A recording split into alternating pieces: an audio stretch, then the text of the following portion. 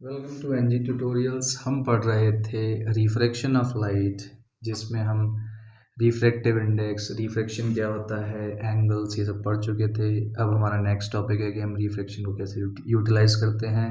तो उसके लिए हमारे पास हैं स्फेरिकल लेंसेज। दो तरह के लेंसेज होते हैं हमारे पास, इनके कॉम्बिनेशन से भी बनते हैं, लेकिन हम बेसिक दो लेंसेज की बात करें तो कॉन्वेक्स और कॉनकेव हो गया। तो कॉन्वेक्स को आप देख सकते हैं कि ये एजेस पे पतला होता है, बीच में थोड़ा सा मोटा होता है। ठीक इसके ऑपोजिट ये बीच में पतला होता है, एजेस पे मोटा होता है। तो यही एक इसकी बेसिक डेफिनेशन बन जाती है। तो किस प्रिंसिपल पे ये वर्क करते हैं ये देख लेते हैं।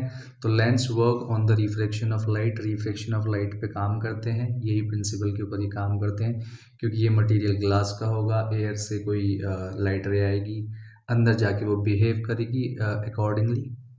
तो कॉन्वेक्स लेंस क्या होता है? Thick at centre and thin at edges. आप देख सकते हैं कि ये सेंटर पे जो है उसकी चौड़ाई ज़्यादा है, और कॉर्नर्स पे देखेंगे तो ये थोड़ा सा पतला है। इसके ठीक विपरीत अगर हम बात करें कॉनकेव लेंस की, तो यहाँ पे हम देख सकते हैं कि जो सेंटर से जो थिन होता है और यहाँ पे इसकी चौड़ाई थोड़ी सी ज़्यादा होती है, तो हम बोल सकते हैं thin at centre and thick at edges. अब हम कॉन्वेक्स लेंस को थोड़ा सा डिटेल में पढ़ने की कोशिश करते हैं। तो हमारा जो कॉन्वेक्स लेंस होता है उसे हम कन्वर्जिंग लेंस भी बोलते हैं। कन्वर्ज का मतलब क्या होता है कि जब कोई चीज़ लाइट रेज एक ही जगह पे मीट करने की या एक ही पॉइंट को अटेन करने की कोशिश करते हैं, तो उसे हम कन्वर्जिंग कहते हैं। और यही टेंडेंसी होती है हमारे कॉन्वेक्स लेंस की कि if light rays are parallel to principal axis and once they enter this lens, तो वो एक ही पॉइंट पे मिलने की कोशिश करती है, जिसे हम फोकस कहते हैं। तो इसके अंदर हमने कुछ पॉइंट्स मार्क कर रखे हैं, जैसे ये एफ है, ये एफ है। अब हमने इसे ना ये सिमेट्रिकल है, ठीक है। तो हम मानते हैं कि इसका ये वाला जो रेडियस या centre of radius of curvature होगा और ये वाला रेडियस ऑफ कर्वेचर होगा वो सेम ही होगा। तो इसके हिसाब से ये फोकस का जो डिस्टेंस होगा वो सेम होगा। मतलब लाइट रेज अगर यहाँ से आ रही होंगी तो वो यहाँ पे मर्ज करेंगे, यहाँ से आ रही होंगी तो यहाँ पे मर्ज करेंगी।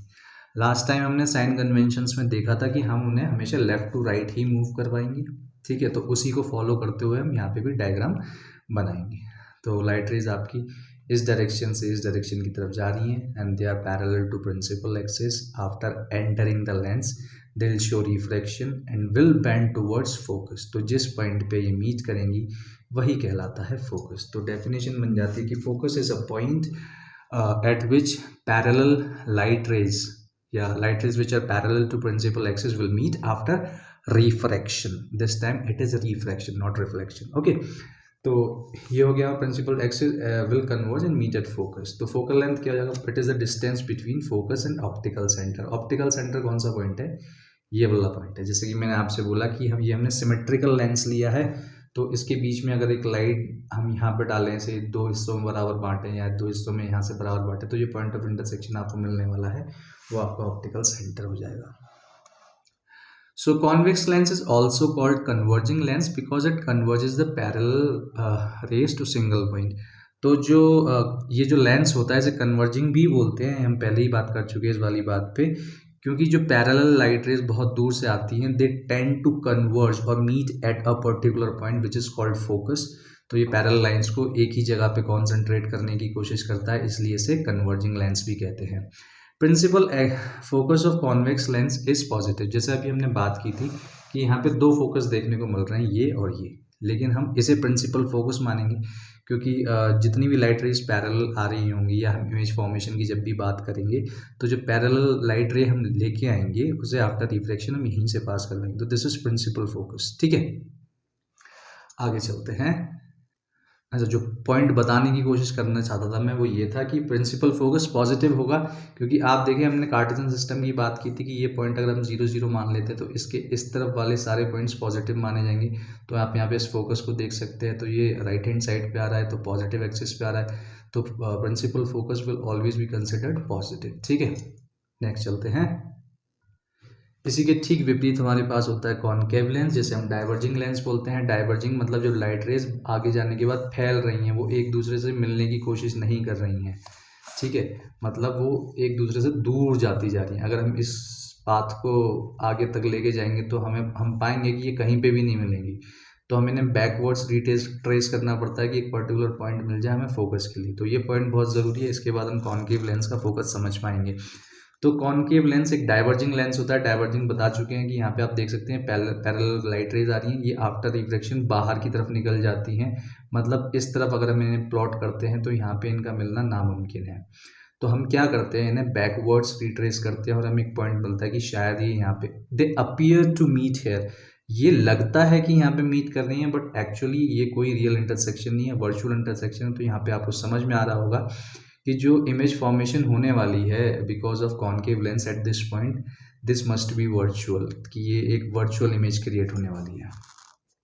सी अगेन ऑप्टिकल सेंटर है, मतलब अगर हमें सिमेट्रिकली एक वर्टिकली इसे डिवाइड करते हैं और हॉरिजॉन्टली डिवाइड करते हैं तो एक पॉइंट मिलेगा हमें इन दोनों लाइन के इंटरसेक्शन का, वो एग्जैक्ट सेंटर होगा, इसी को हम ऑप्टिकल सेंटर बोलते हैं। इसकी स्पेशलिटी ये होती है इस लेंस में भी और दूसरे वाले लेंस में भी कि अगर यहाँ से कोई लाइट रे पास कर रही है तो it will go without any deflection, वो सीधी की सीधी चली जाएगी। जैसे हमारे पास वहाँ पे सेंटर ऑफ कर्वेचर था कि वहाँ से पास करने वाली लाइट आफ्टर रिफ्लेक्शन सीधी ही जाती है, अपने आप को रिट्रेस करती है उसी पाथ पे। इसी तरह से यहाँ पे ऑप्टिकल सेंटर वो पॉइंट है जहाँ से पास करने वाली लाइट बिल्कुल डिफ्लेक्शन शो नहीं करेगी, सीधे निकल जाएगी। ठीक है, ओके। तो principal focus of concave lens is negative, ये आपको दिख रहा होगा डायग्राम के हिसाब से भी। हमने बोला था कि जैसे ये कार्टन सिस्टम मान लेते हैं, ये 0 पॉइंट मान लेते हैं, तो यहाँ से लेफ्ट की तरफ जो भी हम नापने वाले हैं उसे हम नेगेटिव बोलते हैं। तो सेंटर ऑफ ऑप्टिकल सेंटर से ये डिस्टेंस है या ये फोकस का जो दूरी है वो इसकी फोकल लेंथ होगी और इसे हमें नेगेटिव रखना पड़ेगा। ये नेगेटिव पॉजिटिव हमारे लिए बहुत इंपॉर्टेंट होते हैं जब हम कैलकुलेशंस की बात करते हैं। ठीक है, अभी हम देख लेते हैं rules for obtaining image from a convex lens, की कॉन्वेक्स लेंस से हम जो इमेज फॉर्मेशन करते हैं उनके लिए क्या क्या रूल या क्या क्या चीज़ें हमें ध्यान में रखनी पड़ती है। आपको पता है इमेज फॉर्मेशन के लिए हमें 2 लाइंस चाहिए होती हैं जो इंटरसेक्ट करेंगे किसी पर्टिकुलर पॉइंट पे, वहाँ पे हम इमेज फॉर्मेशन करवाएंगे। तो हम कौन कौन सी लाइंस को ड्रॉ करते हैं, तो एक लाइन तो हम पैरेलल टू प्रिंसिपल एक्सिस करेंगे, और जैसा कि हम पहले ही जान चुके कि पैरेलल टू प्रिंसिपल एक्सिस अगर कोई लाइट आ रही है तो after reflection it will go through focus, तो फोकस से पास करेगी। एक ये रूल हमें पता होना चाहिए। हमारे पास ऐसे क्वेश्चंस आ जाते हैं कि आप कंप्लीट द रे डायग्राम, तो उसमें एक पैरेलल लाइट रे है और आपको ये एफ पॉइंट लोकेट करके दिए होंगे और आपको ये बनाना होगा। ठीक है, तो उनके लिए ये कॉन्सेप्ट्स आपके दिमाग में रहना बहुत ज़रूरी है।